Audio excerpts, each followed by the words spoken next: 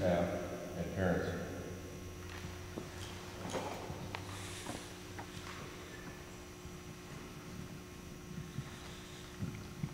Monica? One of the areas that I feel we have concern in, and there's been some discussion among the teachers administration, is that we really need to start looking in the area of a social worker / counselor. We have some issues at our school that I feel our students really need to have somebody to talk to deal with those issues. And also that social worker could also help staff in dealing with those issues, but also work as a buffer between the school and home and helping in issues. And also with the expansion of middle school, we're noticing that there are a lot of problems, a lot of things that arise in middle school. You know, we sort of forgot about, we haven't been that age for a while, and that this person could probably really help us in dealing with those issues and helping solve them in a constructive way. Mary? I'd say creating stability, have a stable environment. This means maintaining our class size despite the interest in having more children at Stride. Our academic goals, making sure we stay consistent with what we want to achieve at Stride. And of course, the staff, making sure that they feel this is a place they want to work and they have an interest in staying here. And that we keep those teachers who have the knowledge and expertise in our curriculum and their education, and further their education if they do come into the school and they don't have knowledge in our curriculum, giving them the right training so that they can feel comfortable in teaching our kids, because I feel that student performance really depends on the teachers' want and desire and expertise in teaching, and that's where I feel like we need to keep it stable, especially because, you know, we are starting to get the turnover of those teachers who are wanting to leave to go on and do other things with their career, and we're bringing in new staff members, and I feel that's something we just got to continue to work on and create that stable environment for both the staff and the children. Right. I think as we get to the middle school stage, the thing that I'd like to see is how can we work in sports and arts. I know growing up as a youth, what kept me out of trouble was I was involved, my parents had me involved in sports at a very young age, and they also had me involved in music at a very young age. And I think that makes for a well-rounded student. And how, as you go to middle school, are we going to be able to handle this? Because 7th grade is a real key grade for playing sports. And I'd like to see that issue addressed so that they can have fun with it, be competitive, and learn from it. I think the most important issue in the immediate future is getting the junior high going. After having attended the most recent board meeting and seeing how much work you guys have put into it so far, just continuing that push and getting everything up and running, and then having all of the opportunities, like Greg said, for those children in that age, because that is such an important age. It's such a difficult time in life anyway. So to have all the opportunities there that those children can learn and grow from, and then to have kind of a springboard to get into high school and feel comfortable with themselves when they get there. Another question? As board members, whether it be a teacher board member or a community member, where do you see yourself as a board member in the operations of the school? And my name is Jason, I'm a parent here, and I also am a employee.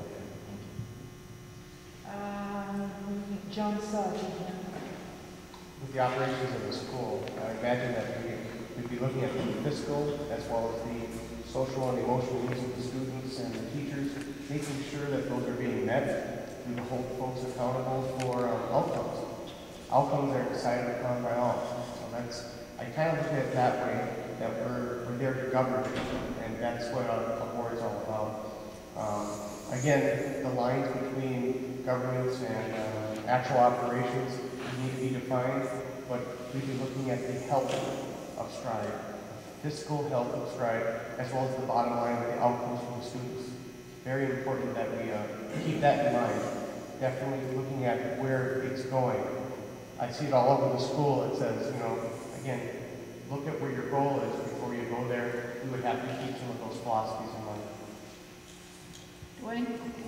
Yeah, I think when we're looking at the operational aspect, the main focus, I believe, is of any board is on policy and on the health fiscally of the board. I'd be looking at either things to help develop the staff, different policies to help develop either curriculum or administrative implementation of policies that would be beneficial to the teachers, to the students, whether it's developing new programming, whether it's language or music, and of course we know students that do have those particular extra activities excel and do better in school, so I think we should encourage that.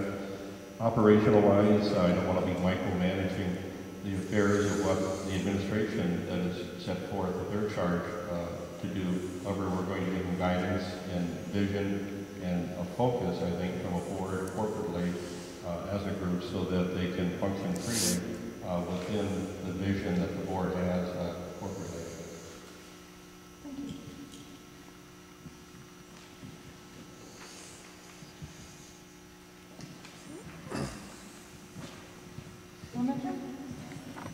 I see my purpose on the board as being a representative for the staff, the parents, and the students, that I have to listen to the concerns of those out there and represent them on the board. And on number one, I think with the students' best interest at heart, that STRIDE was formed on the basis of providing a good place that all children can learn and receive a good education, and that would be the main concern, that we make sure that as we grow and we change, that we stay true to that and make sure that the instruction meets the high expectations of the school, and also that we maintain those high expectations in fulfilling our goals to not just ourselves but also to our sponsor as a charter school. I see two different roles as being a board member. One, since we're the teacher representative, obviously speaking on behalf of the staff as a whole, as far as negotiating contracts or talking about curriculum or just addressing any general issues we have with the school and how we'd like to serve the school's needs or see how things should be better for the future of the staff. The second part would be the check and balance of the daily operations of the school as a whole, whether that's the finance committee where you sit and you go through everything that we have to finance and making sure we have all our T's crossed and our I's dotted, those kind of things, to support the principal and assistant principal, because they can't do it on their own without support, without help, without somebody there to back them up. Of course, the employee contracts and all the policies that have to be in place for a charter school, that we're there to make sure that those fulfill what we want in the school, not just what the society wants or the government wants or the parents want, that we see it's a general blend of everything to serve the best interests of not only us as a staff, but the students as a whole. So I feel like the check and balance of the daily operations of the school and, of course, my role as a staff member are the two important things.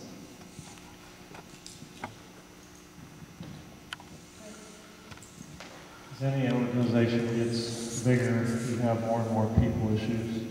The interaction of the teachers with the assistant principal and the principal, and the interaction of the teacher with the students. And I think that my opportunity there is with the opportunities I've had in management.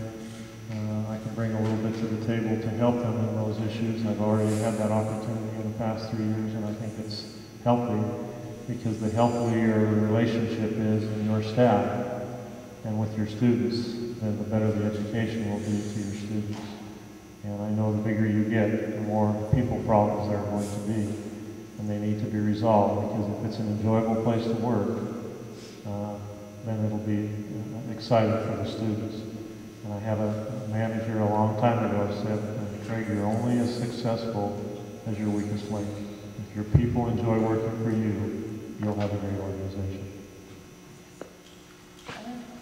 The role I see for myself would be to help expand and maintain the activities and